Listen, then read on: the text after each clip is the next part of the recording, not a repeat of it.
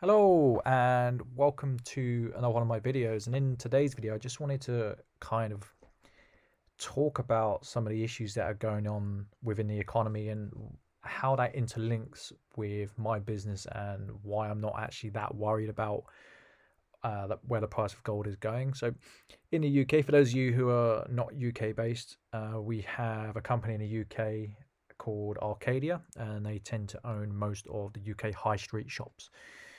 So the UK has lots of individual high streets.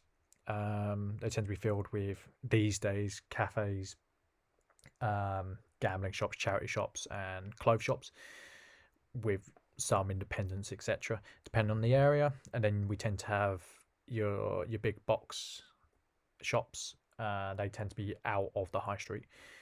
So yeah, Topshop own Arcadia on the brink of collapse. So anybody who doesn't know this man, so this is Sir Philip Green. I don't know who that lady is. That's Cara Delevingne. These people are not important. He's the owner, although he sold ownership to the Arcadia Group to his wife. Oh, it might have been Topshop he sold to his wife. So essentially what's happened is they've gone cap in hand and they want to release £30 million in funding to help the business through Christmas. So there's potentially 13,000 jobs at risk. Now, I actually put this link up on Back the Metal, which is the group I trade on, and it caused a bit of debate. There was a gentleman who said, well, the company's going to the wall due to mismanagement. I don't personally believe this is the case. So Arcadia admitted that coronavirus had a material impact on trade across its borders. As a result, the Arcadia boards have been working on a number of contingency options to secure the future of the group's brands. The brand continued to trade, and our store will be open again in England and the Republic of Ireland as soon as COVID-19 restrictions are lifted next week. I think there's been a few issues with this company. So it says it here. Even before the pandemic, Arcadia's best known names like Topshop were struggling against nimbler online fashion retailers like ASOS. ASOS is an absolute beast of a company, and anyone who bought shares in ASOS has been rewarded very well. Boohoo and Pretty Little Things. I don't really know Pretty Little Thing. Boohoo I'm aware of. And rival high street chains like Zara have invested heavily in their digital business, while Topshop has been slow to catch up. In the most recent accounts, Arcadia had losses of 93.4 million with 164.6 million profit in the previous 12 months. So essentially, it's not a bad business. It's been outflanked by the smaller businesses. It's been outdone by the internet businesses, and it hasn't really kept up with the times. So this is an industry that's going through structural change, and this is called creative destruction. So what happens is a business will come up against new competition because the new competition has it's got other strategic strengths compared to your business. So for example, in the world of gold and silver, if I come up against someone who completely changes the game, I've got to keep up with them. I've either got to buy in a different way, or I need to market in a different way, or I need to do some outside of the box thinking, some blue sky thinking, and I kind of need to address that so I'm not kind of pushed out of business. It sounds like Topshop has been slow to address these issues, and the virus has kind of pushed it over the edge. I don't think it's anything to do with the owner, personally. So Philip Green, or Sir Philip Green, once known as the king of the high street, is facing the biggest challenge yet. His empire's on the brink of collapse. It's the latest saga on a colourful career branded as the unacceptable face of capitalism. Now, I kind of crossed swords with a gentleman earlier. It's not a me versus him thing. Sometimes you debate with people who have opposing views. So his issue was that Mr. Green had taken out a lot of money from the business. I don't personally see an issue with that. If I'm taking all the risk, then I want to take the reward. That's why you start your own business. It's very difficult running a business, and I would never have a problem with someone such as Mr. Green from taking out substantial amounts of money in a business that he has funded and got to the size it has. So questions now swirl over the fate of his empire. If, for example, he didn't take money out of his business and he kept it all in stock and all in the business, and this black swan event of the virus came along and the business went to the wall, he will lose everything.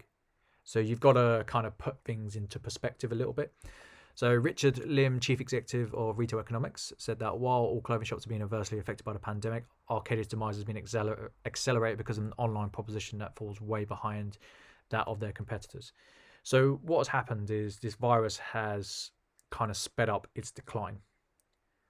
Years of underinvestment in the digital channel has severely restricted the ability to trade successfully through this hugely difficult period.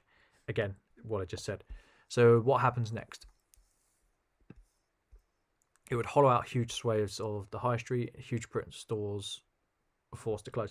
Now, this is a very interesting piece of information because people go to the high streets because of a collective. It's like a marketplace. If a marketplace thins out, less people go, and it's kind of a vicious cycle. The same will happen with the high streets. I've seen it across many of the high streets that I frequent locally to me. There are many shops that are empty, and that will only get worse because if councils don't reduce rates, or there's no inclination to go to the high street because you can do everything online, then the high streets will die. They're already dying. You know, they're on their knees already. There's very few shops in the high street that can kind of survive. You know, where I live is all barbers. It's all barbers. It's all charity shops. Few coffee shops. You know, your traditional independents are going. You know, and that is what it is. But if you lose your bigger companies, it's going to make it very hard. You could argue that it will go back to the older times where you've got more independence. Potentially so. That's a very fair argument. So if administrators are called in, the market or the shops will continue to trade as buyers for the company, or more likely as well-known brands. So Arcadia currently has 500 shops. There was some speculation that Boohoo could emerge as a buyer for some of the brand. This year it bought the online business of Oasis and Warehouse, adding to Karen Millen and Coast, which was acquired in 2019. Mike Ashley, of course, Mike Ashley would be linked to this. The billionaire founder of Sports Direct is also understood to be among those interested. That man is like a vulture. You know, if he can sense there's blood in the water, he is going to go shopping. And who can blame him, to be frank? He has been buying up struggling high street chains such as DW Sports Fitness and House of Fraser the last few years. So DW Sports Fitness was a rival of his. So there was two companies that were kind of battling out as I was growing up, and he won that battle. So what about the rest of the high street? So non-essential retailers in England have been forced to close for weeks until December the 2nd. This followed a lockdown earlier in the year. Now, the word is there is a vaccine and it is going to get better, but what you need to understand is that it's the very fabric of the economy that's going to go down the pan. If you have companies such as Arcadia, where they have given employment to many, many thousands of people, the truth is if they lose their job, they're either going to be semi-skilled. There's going to be a very few amount of skilled people in those jobs. You know, the skilled people are always going to find work. The semi-skilled people will probably get bumped down, will have to take work that pays them less. They'll be very lucky to find something on equal footing. And the people who are unskilled, they're going to have issues because there's going to be more and more people on the market looking for jobs. I can imagine that the individual job specs are going to change slightly.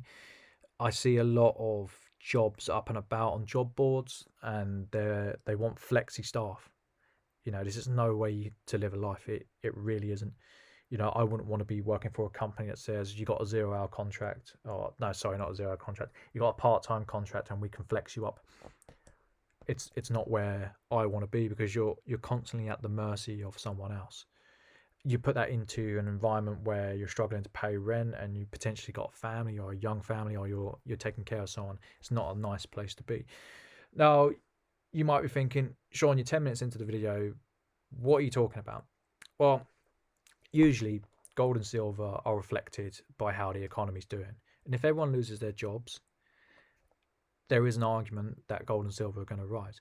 You've just seen gold and silver tank. They've been absolute tank. Platinum's done okay. Platinum's held its own. I don't I don't believe it's got much further to go personally. I don't know. Is it going to hit £40 a gram? I'm bracing for it. However, I'll be buying on the way down. I'll be buying on the way back up. Now, those of you who have been following my channel know that I just put £20,000 into the stock market. I'm down 30%. I'm not worried. It's the same individual propositions that I've been banging a drum about for a long time. They just got a bit cheaper, or in my case, 30% cheaper. I won't be selling until I believe the investment case changes. So this is why I'm not worried, because I look at stories such as Arcadia, and it's not just Arcadia. They are not the first big company to go out of business, and they certainly won't be the last big company to go out of business. It's going to be bloody. There is going to be blood on the streets, and those who have enough money in their accounts, there's going to be some real bargains. Now, I don't know, and I'm never going to say, oh, you should buy gold because it's going to the moon. That's not what I'm about. But take a step back and kind of realize why you bought gold in the first place. It's a hedge against currency. Now, if the economy's going down the pan, they've already said, both in America and the UK, that they are prepared to back the economy. They will back it until they don't need to. So the question is, if these companies are going down the pan and it's a downward spiral, how is the world economy going to get out of that? Well, they're going to try and use modern monetary theory. They're going to try and put more and more money in the system to kickstart it. Anyone who's worth their weight of salt knows that you get diminishing returns. But it doesn't mean they're not going to stop trying, because they've kind of pushed themselves in a corner where they have to keep putting more and more money into the economy. That is what it is. So the question you should be asking yourself is, do you believe we're over the worst of the economic downfall of the virus? Don't worry about the virus. The virus kind of doesn't matter. There's going to be people who sadly lose their lives. There's going to be people who are really critically affected by this virus.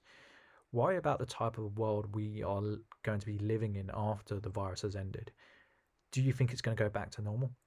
No. We've been struggling with massive debt issues for a very, very long time. We've been kicking the can since 2008 due to the banks kind of playing a bit naughty. So does the fundamental case for owning gold and silver still ring true? The answer is yes. Is it going to drop a bit more? Potentially. And that's okay. So yeah, that's me done for today. I don't want to drag it on, I just think sometimes people need to listen to an experienced hand. I'm not saying you should keep buying from me. If people stop buying from me, that's okay. I'm just saying that the underlying reasons of why you should buy gold have not changed, regardless of if the price has dropped a lot. Personally, I think it's consolidating. Personally, I think it can go a bit lower, but personally, I think that it will still go to the heights that I've got penciled in. Time will tell. Maybe in 2 years, everyone can laugh at me and my stupidity. So, take care, guys. Bye.